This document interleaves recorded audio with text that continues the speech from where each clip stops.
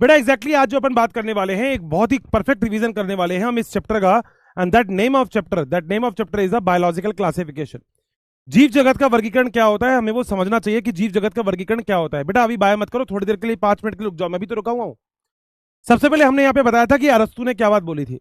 अरस्तु से पहले मैंने आपको ये बताया था कि पहले किसी भी चीज को उसके आवास के अकॉर्डिंग, वो कहाँ रहती है उसके अकॉर्डिंग हम लोग चीजों को क्लासिफाइड करते थे। मगर आज के टाइम पे हम लोग अरस्तु के बारे में बात करते हैं। अरस्तु ने पेड़ को भी 3 भाग में विभक्त कर दिया था और साथ साथ जंतु को भी 2 भागों में विभक्त कर दिया था। फटाफट से बता देना, जंतु को 2 भागों में विभक्त किया था। जो जंतु को 2 भागों में विभक्त किया था वो 2 भाग कौन कौन से थे? एनिमा और एनिमा। उसके बाद हम आए थे दो जगत की प्रणाली पे। दो जगत की प्रणाली दी थी कैरोलस सीनियस ने, कार्ल लिनियस ने, पादप और जंतु। मगर ये यूग्लिना से इनको पंगा था। ये एक कोशी के, बहुकोशी के, स्वयपोषी, परपोषी, प्रोकैरियोटिक, यूकैरियोटिक को नहीं समझा पाए थे। फिर हम इसके बाद एक और चीज पे गए थे, अगर आपको याद हो तो, जिसका नाम है त्रिजगत प्रणाली। फिर थी 4 जगत, फिर थी 5 जगत। मगर हमको पढ़नी है 5 जगत, जो दी थी आर एच विटेकर ने 1969 में। इन्होंने बोला था कि बोनेरा, प्रोटिस्टा, प्लांटी फंजाई और एनिमेलिया। मगर इसके बाद 6 जगह की प्रणाली आई थी जो दी थी कार्ल वूज ने। और कार्ल वूज ने, याद रखना, 3 डोमेन सिस्टम भी दिया था, आर्किया, यू बैक्टीरिया और यूकैरिया, जिसके अंदर सारे के सारे यूकैरियोटिक थे। सारा काम कंप्लीट करने के बाद जब हम थोड़ा सा और आगे चले थे, तब हम लोगों को समझ में आया था कि पादप ऐसे ही नहीं है, इतनी सी चीज नहीं है। सबसे पहले हम आए थे मोनेरा किंगडम में। मोनेरा क्या होता है सब लोगों को पता होना चाहिए। इसके अंदर जीवाणु को रखते हैं। मोनेरा जो होता है 2 प्रकार का होता है, आद्य जीवाणु और यू बैक्टीरिया। आद्य जीवाणु जो प्रिमिटिव होते हैं, 3 प्रकार के आद्य जीवाणु होते हैं। आद्य जीवाणु में जो सबसे पहला होता है उसे हम बोलते हैं थर्मोस्यूडोफाइल, दूसरा होता है हेलोफाइल, तीसरा होता है मिथेनोजन। थर्मोस्यूडोफाइल वो होते हैं जो हाई टेम्परेचर 80 डिग्री सेंटीग्रेड और 2 pH पे रखते हैं। ठीक है। हेलोफाइल्स वो होते हैं जो high pressure, high salt area में रहते हैं। और मिथेनोजन वो होते हैं जो मीथेन गैस को डेवलप करते हैं। गाय की आंतों में ये पाए जाते हैं, काव के गोबर में आपको ये देखने को ज्यादा मिलते हैं। सारा काम कंप्लीट होने के बाद जब हम थोड़ा सा और आगे गए थे, तब हमने लोग पढ़ा था साइनोबैक्टीरिया, जिसे हम ब्लू ग्रीन एल्गी भी बोलते हैं। साइनोबैक्टीरिया में एक स्पेशल प्रकार की कोशिका पाई जाती है जिसे हम हेट्रोसिस्ट बोलते हैं। साइनोबैक्टीरिया किसी भी जगह पे मिल सकता है, स्वच्छ वाटर में ज्यादा मिलता है, बाकी ये टेरेस्ट्रियल भी मिल सकता है, ये समुद्री जल में भी मिल सकता है। साइनोबैक्टीरिया कॉलोनियल भी हो सकते हैं, कॉलोनी के रूप में, गुच्छे के रूप में मिल सकते हैं। साइनोबैक्टीरिया एक कोशिकीय के हो सकते हैं। साइनोबैक्टीरिया धागे के समान संरचना होती है।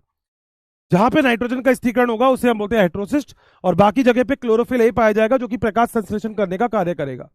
साइनोबैक्टीरिया के बाद एक और चीज थी जिसका नाम था माइकोप्लाज्मा, जैसे हम बोलते हैं पीपीएलओ। माइकोप्लाज्मा जैसे हम पीपीएलओ बोलते हैं, वो प्लीरोनिमोनिया लाइक ऑर्गेनिज्म था।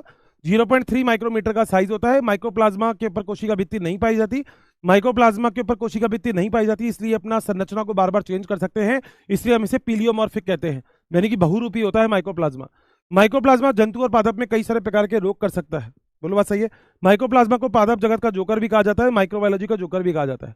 उसके बाद अगली चीज हमारे पास ये थी जिसका नाम था कि जीवाणु के द्वारा कई सारे रोग भी हो सकते हैं।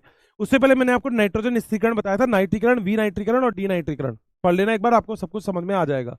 नाइट्रोजन स्थिरीकरण के अलावा मैंने आपको बताया था कि जीवाणु कई सारे रोग करते हैं। बाकी उससे पहले जीवाणु दही बनाने में भी काम में आते हैं, जीवाणु प्रतिजैविक बनाने में भी काम में आते हैं, स्ट्रेप्टोमाइसिन।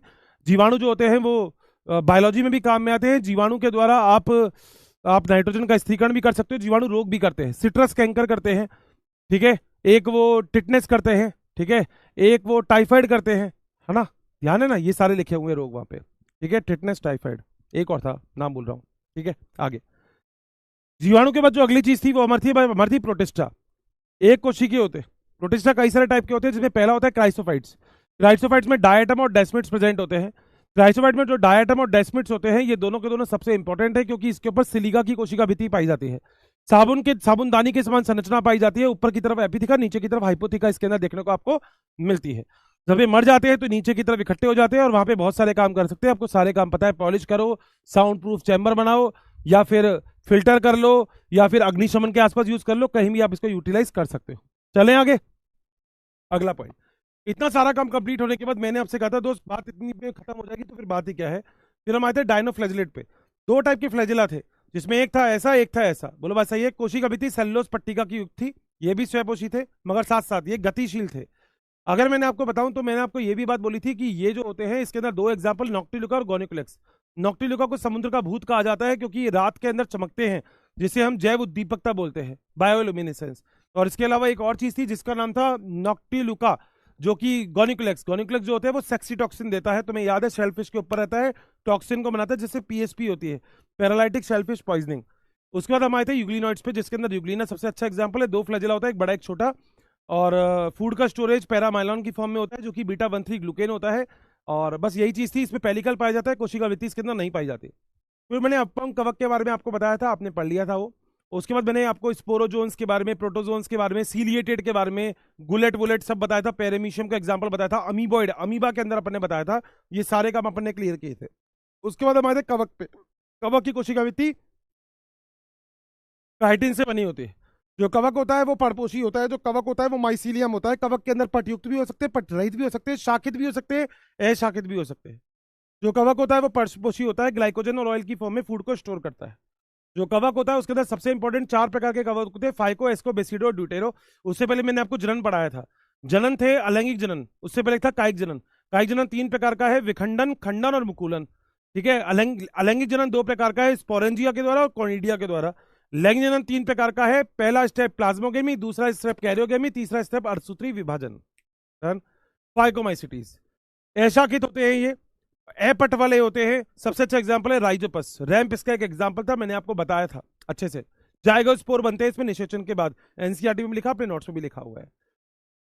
एस्कोमाइसिटीज, एस्कस का फॉर्मेशन होता है, सबसे अच्छा एग्जांपल है इसका ईस्ट, याद रखना, पेनिसिलिन में बढ़िया एग्जाम, मतलब एग्जांपल सबके याद रखना, ठीक है। एस्कोमाइसिटीज में एस्कस का फॉर्मेशन होता है, अंतरजात बनते हैं सारे के सारे इसमें, लैंगिक जनन में। बेसिडियोमाइसिटीज में बेसिडियो कार्ब बनता है और बेसिडिया का फॉर्मेशन होता है, जो सारे के सारे बही जात बनते हैं, बाहर की तरफ बन रहे हैं, ठीक है। एगेरिकस बिस्पोरस, सबसे टेस्टी मशरूम बताया था। एमनियाटा मुस्केरिया, टोड स्टूल, सबसे पॉइजनस मशरूम आपको बताया गया था, शायद याद ही होगा। आज हमने पढ़ा था ड्यूटेरोमाइसिटीज, वो तो मेरे ख्याल से याद ही होगा। ड्यूटेरोमाइसिटीज एग्जैक्टली एक ऐसा कवक है जिसके अंदर लैंगिक जनन या तो नहीं है, होगा तो हम उसको एस्को या बेसिडियो में रख देंगे आसाम से, कोई भी दिक्कत इसके अंदर नहीं है। फिर मैंने आपको बताया था यहाँ पे वायरस, वायरस के बारे में आपको पता होगा, जंतु और पादप दोनों के गुण पाए जाते हैं। वायरस जो होता है उसमें सबसे अच्छा एग्जाम्पल है जीवाणु भोजी बैक्टीरियोफेज, जो आज अपने डायग्राम बनाया था वो। और वायरस के बारे में वैसे आप सभी लोग जानते हैं, पादप वायरस होता है, जंतु वायरस होता है और जीवाणु भोजी वायरस होता है। वायरस में तो डीएनए होगा या आरएनए होगा, दोनों कभी भी एक साथ उपस्थित नहीं हो सकते। वायरस स्वयंपोषी भी नहीं है, वायरस हमेशा दूसरे के ऊपर, भोजी के ऊपर रहेगा भाई साहब, खुद वायरस के पास खुद का कुछ भी नहीं होता है। इसके बाद है वायरॉइड्स, 1971 टीओडाइनर, इसके अंदर बाहर की तरफ कोई भी भित्ति नहीं होती, अंदर की तरफ केवल और केवल आरएनए पाया जाता है, जो कि लो मोलिकुलर वेट का आरएनए होता है। ये पादप के अंदर पोटैटो स्पिंडल ट्यूबर डिजीज करते हैं, जंतु के अंदर ये कोई भी रोग नहीं करते हैं। उसके बाद आप आए थे प्रियॉन्स के ऊपर।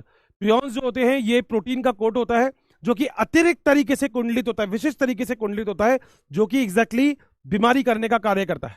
सही बात। जो प्रियॉन्स होते हैं ये रोग कर सकते हैं, गाय के अंदर भी रोग करते हैं, वैसे बीएससी रोग करते हैं, बोफाइन स्पॉन्जिफॉर्म एनसेफेलोपैथी, जो गाय के अंदर मैड काउ डिजीज करते हैं, और यही जंतु के अंदर यानी कि मनुष्य के अंदर सी जैकब डिजीज भी कर सकते हैं। बोलो बात सही है। प्रियॉन्स में डीएनए आरएनए कुछ भी नहीं होता, केवल प्रोटीन ही होता है। सही। उसके बाद लाइकेन, एल्गी और फंजाई का सिम्बायोटिक रिलेशनशिप था। एल्गी को शेवलांश बोलते हैं, जबकि फंजाई को माइकोबायोंट या कवकांश बोलते हैं। शैवाल खाना देगा, कवक रहने की जगह देगा, ये दोनों आपस में साथ साथ रहते हैं। शैवाल जो होगा वो ब्लू ग्रीन एल्गी से रिलेटेड होगा, जबकि जो कवक होगा वो एस्को और बेसिडियो से रिलेटेड होता है। पादप और जंतु के बारे में आप जानते हो। दैट्स इट, आज का काम खत्म।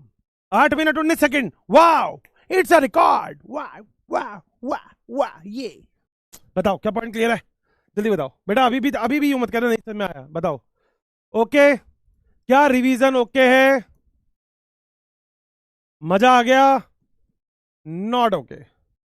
अब रिवीजन में भी मजा नहीं आया तो बेटा क्या करूं, अब बताओ मैं क्या करूं, फिर मैं क्या करूं, मैं क्या करूं, राम मुझे बुढ़ा मिल गया, अरे बेटा बताओ।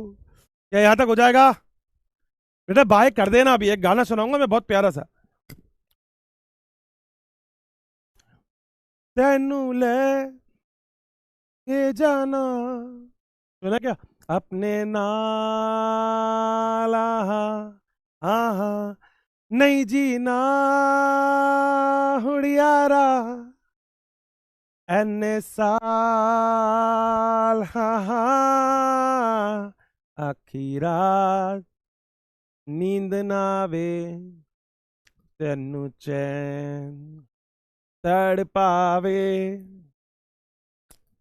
बहुत बढ़िया, 95% को समझ में आया, 2% को क्यों नहीं आता भाई, क्या करूं मैं बताओ, मैं क्या करूं मेरे बेटा, क्या करूं बताओ, क्या करूं मैं बेटा। बादाम खाओ, बादाम खाओगे इससे सेहत बनती है, बादाम खाया करो तो, ठीक है। Thank you so much, have a nice day, bye bye, take care. बहुत बढ़िया, मिलते फिर, you can see me, comment का इंतजार रहेगा, बहुत बढ़िया।